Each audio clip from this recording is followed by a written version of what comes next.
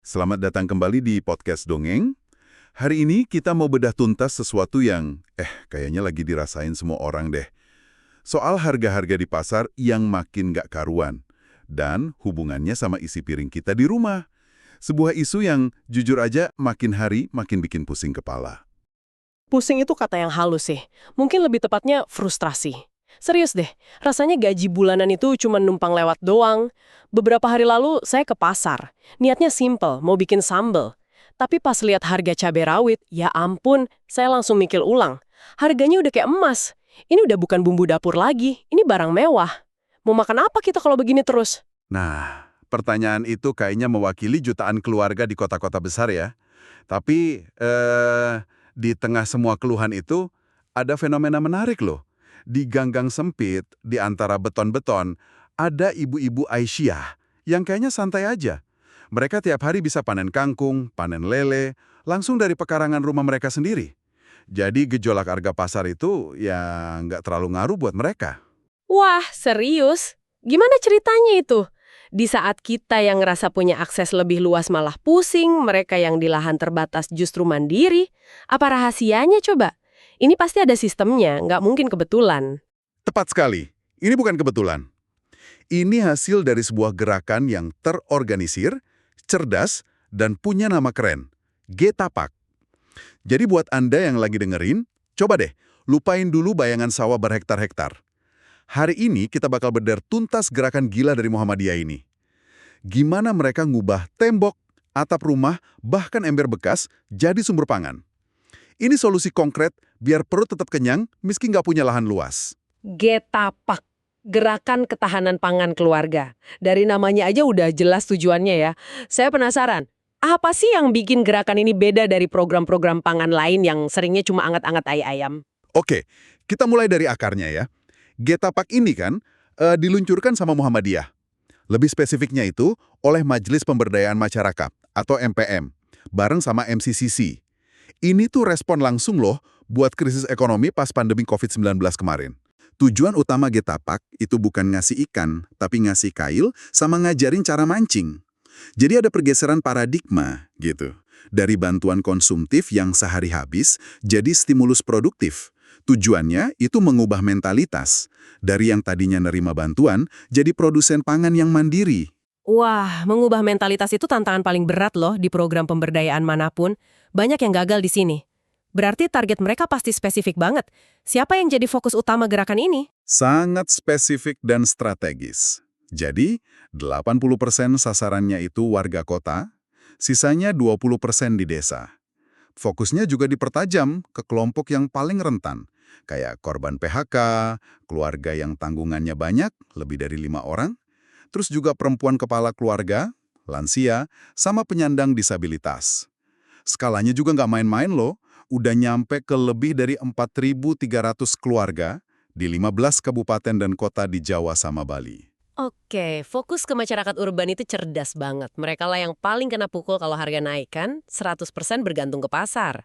Tapi, nah ini yang bikin saya penasaran.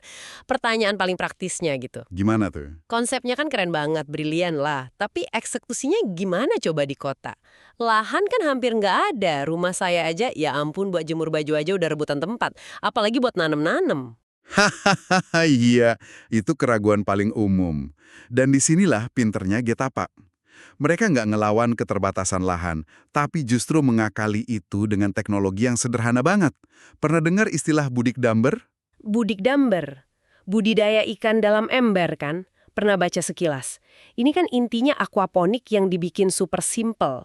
Pakai barang-barang yang ada di sekitar kita, bener gak? Tepat sekali. Nggak perlu alat canggih, cukup satu ember bekas cat yang besar. Bagian bawahnya diisi air sama bibit lele buat proteinnya. Terus ditutup embernya, kita bolongin buat naruh gelas-gelas plastik yang diisi bibit kangkung atau sawi. Ini simbiosis mutualisme yang jenius. Kotoran lele jadi pupuk alami buat kangkung, terus akar kangkungnya bantu bersihin air buat lele. Satu ember, dua panen, protein sama sayuran. Kejeniusannya itu ada di efisiensi sama aksesibilitasnya ya. Modalnya jadi bisa ditekan serendah mungkin, tapi coba kita jujur deh, skalanya gimana? Apa hasil panen dari 1-2 ember ini beneran signifikan buat kebutuhan gizi keluarga? Atau ini lebih ke suplemen dan ya buat pendidikan aja? Pertanyaan yang bagus banget. Tentu aja satu ember nggak bakal gantiin semua belanjaan. Tapi coba bayangin, Anda bisa motong pengeluaran buat sayur ijo sama lauk tiap hari. Buat keluarga rentan, hemat beberapa ratus ribu sebulan itu gede banget artinya. Lebih dari itu, ini ngasih akses langsung ke makanan segar, bergizi, dan bebas pestisida. Contoh nyatanya udah ada di pimpinan ranting Aisyah Bluru di Sidoarjo. Mereka udah buktiin model ini jalan. Oke. Jadi bukan cuma soal kuantitas, tapi juga kualitas gizi sama stabilitas anggaran. Masuk akal. Itu buat yang nggak punya lahan sama sekali. Kalau pemanfaatan ruang lain gimana? Nah, mereka juga maksimalin tiap jengkal ruang yang ada. Masih di Sidoarjo, ada cerita dari PRA Jati. Mereka lihat lahan kosong yang tadinya cuma semak belukar.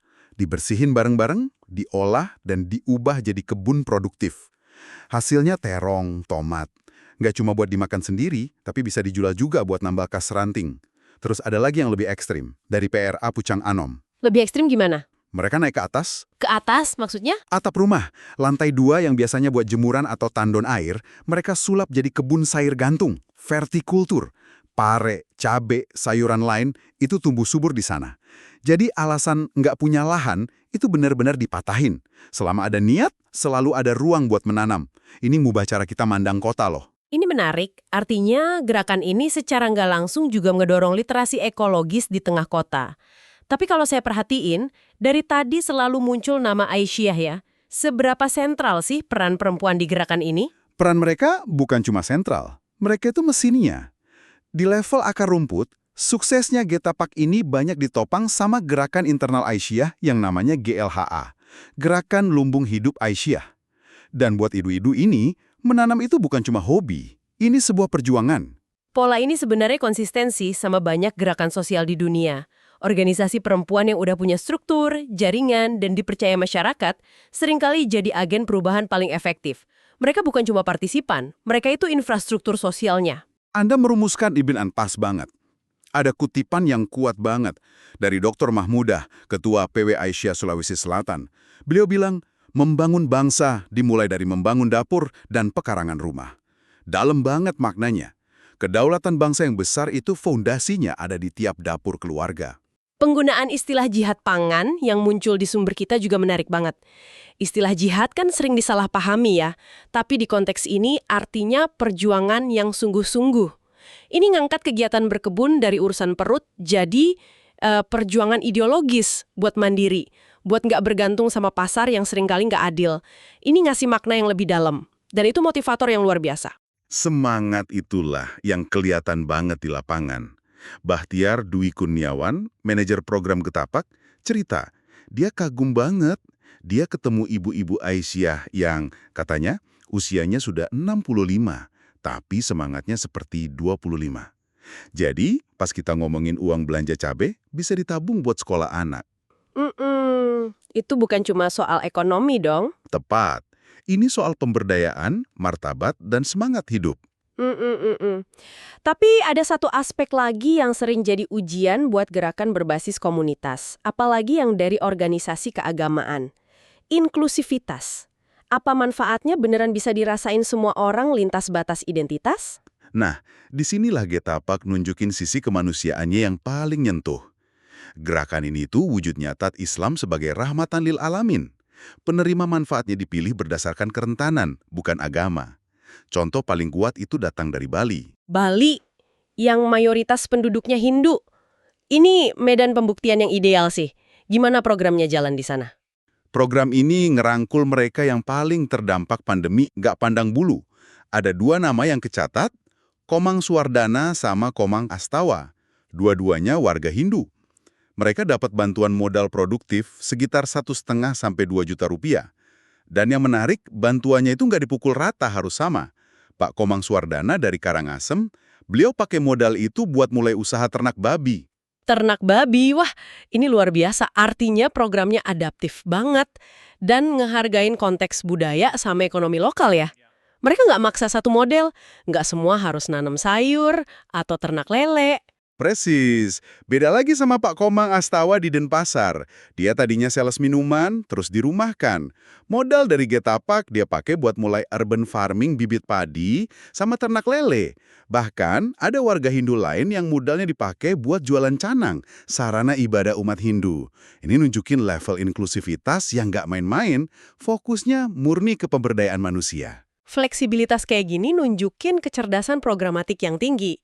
Ini bukan sekedar nyalurin bantuan, tapi beneran dengerin kebutuhan penerima manfaat dan percaya sama mereka. Ini kemitraan, bukan hubungan patron-klien. Dan semangat berbagi ini nggak berhenti di level program, nular ke komunitas lewat sebuah inisiatif yang indah banget namanya Cantelan. Cantelan, dari bahasa Jawa ya, cantol yang artinya gantung. Betul. Konsepnya seperti apa tuh? Sederhana banget tapi kuat. Hasil panen dari kebun-kebun keluarga ini, sayur mayur, atau sumbangan lain kayak lauk, sembako, bahkan uang. Nggak cuma dinikmatin sendiri, sebagian digantung di pagar rumah atau di papan khusus. Siapapun yang lewat dan butuh boleh ngambil gratis. Nggak perlu minta, nggak perlu ngerasa rendah diri. Wah, ini kan gotong royong yang dilembagakan secara informal ya. Bedanya sama bansos biasa itu di faktor martabat. Yang ngambil nggak ngerasa kayak peminta-minta, yang ngasih nggak ngerasa superior. Ini sirkulasi kebaikan yang nguatin rasa saling percaya di tingkat tetangga. Sesuatu yang justru sering hilang di kehidupan kota. Bener sekali. Cantelan itu bukan cuma soal bagi makanan, tapi numbuhin lagi rasa peduli. Jadi, kalau kita tarik benang merah dari semua ini, dari Budik Damber sampai Cantelan, kita sampai ke satu kesimpulan besar. Yaitu bahwa ketahanan negara itu ya intinya gabungan dari ketahanan tiap meja makan keluarganya. Kayak kata Dr. Mahmudah tadi, kalau kita tidak mampu memberi makan keluarga sendiri, bagaimana bisa bicara tentang kedaulatan bangsa? Kalimat itu kayak nampar tapi sekaligus nyadarin kita. Solusi masalah besar seringkali dimulai dari langkah kecil di ruang kita sendiri. Saya perhatiin, nada bicara Anda udah beda banget dari awal obrolan kita ya. Dari yang tadi frustrasi soal harga cabai. Sekarang jadi optimis? Tentu aja. Ngelung doang kan nggak ada gunanya. Setelah bedah materi ini, saya jadi lihat potensi. Jujur, saya terinspirasi. Kayaknya besok saya mau mulai cari ember bekas sama bibit kangkung deh. Balkon apartemen saya yang sempit itu bisa jadi awal lumbung hidup keluarga saya. Nah, semangat itu yang mau kami tularkan ke Anda semua yang lagi dengerin. Jangan nunggu punya pekarangan luas atau nunggu pensiun. Mulai dari yang paling mungkin hari ini, tanam satu pot cabai di jendela, siapkan satu budik damber di balkon. Langkah pertama itu yang paling penting. Dan kalau Anda sudah mulai, coba deh share foto tanaman pertama Anda di kolom komentar media sosial kami. Mari kita sebarkan virus positif ini, virus kemandirian pangan. Sebagai penutup, kami mau meninggalin satu pemikiran buat Anda renungkan. Gerakan Getapak ini ngajarin kita kalau solusi krisis pangan itu nggak harus selalu proyek raksasa pemerintah yang triliunan. Kadang solusi yang paling kuat justru ada di ember bekas di pojok rumah kita dan di ketulusan buat berbagi hasil panen sama tetangga lewat pagar. Karena pada akhirnya ini bukan cuma soal menanam sayur, tapi tentang menanam kembali rasa kebersamaan dan gotong royong yang mungkin udah mulai layu di tengah kerasnya kehidupan kota. Salam hijau. Salam hijau.